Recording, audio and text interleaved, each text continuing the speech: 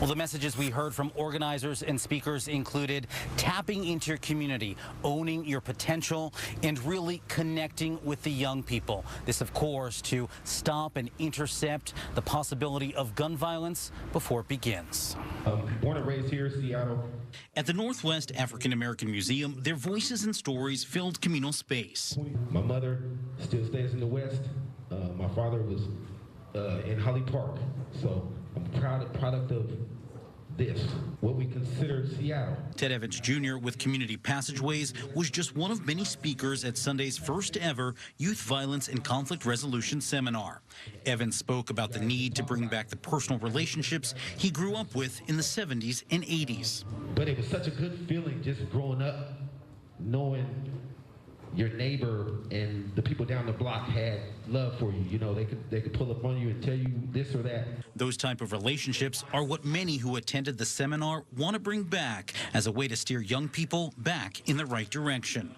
We got to make sure that the investment that we're making is in our own community and folks who come from the community who are now invested in getting the best out of the community. Former inmate turned criminal justice reformer and NAACP member Eugene Youngblood shared his story and challenged folks to be a guiding light, not only for the children, but for themselves. And we're here today as family, and we want to share love, and we want you to know that a lot of our young people have gotten on the wrong path. So as elders, it's our responsibility to help guide them back to the right way.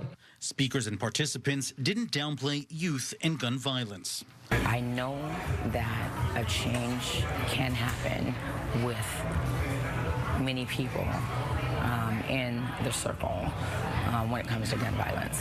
So far in 2023, the Seattle Police Department has referred 300 juvenile offenses to the King County Prosecuting Attorney's Office. Officials say 197 of those offenses are felonies. And while the prosecutor's office says though juvenile referrals are at historic lows, there is greater concern countywide of youth and violent crimes involving guns.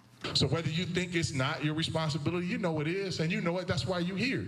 For those involved in Sunday's Youth Violence Conflict Resolution Seminar, they say there's a greater need for more positive outlets and mentors for kids. It's about collaboration, it's about networking, it's about community, and making sure that we create this newness of as far as change. And organizers say they want to hold more of these seminars in other cities in the near future. Outside the Northwest African American Museum, Dave Detling, Fox 13 News.